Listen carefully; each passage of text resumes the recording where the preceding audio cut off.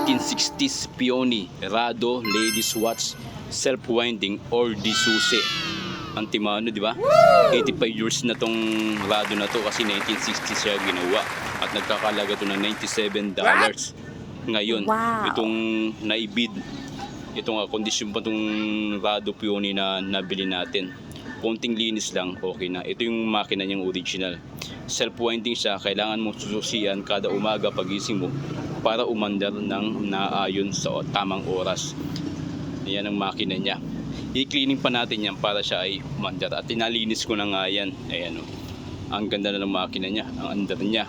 Kondisyon na kondisyon. Diba? Konting bopping lang nito, magiging brand new na tingnan. At ito ngayon nabenta ko na sa halagang 5,000 pesos lang. Madalian kasi kung maghahanap pa tayo ng mga buyer, tatagal pa ng 5 taon bago natin maibenta ng 10,000 yan. Madalian, 5,000 okay na yan. At ito nga, yung buyer nga natin dito ay nangangolekta kaya nabili niya ng ganun. Kasi kung sa ordinaryong tao lang, hindi natin maibenta ng ganun yun. Kasi ano naman yung rilong yan, hindi nila alam ang history ng Rado na Peony na self-winding.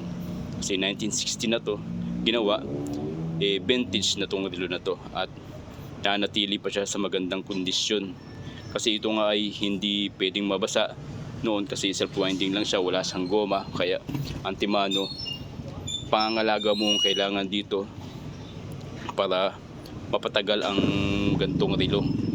Ito nga ay 1960 pa, mas matanda pa sa atin to kasi ito ay 85 years old na simula nung ginawa ang Rado Peony. Bihira na ang ganito ngayon. Disusi. Ayan. Ang ganda pa oh. Yung dial niya intact na intact pa, yung pangalan at saka yung salamin niya ang kapal, fiber na super linis pa rin, pati yung bracelet niya antimano ganun pa rin sukat, mahaba-haba pa kaya walang problema kahit mataba ang sumuot nito. At itong ay nabili na. Yun lang, share lang guys. Bye bye.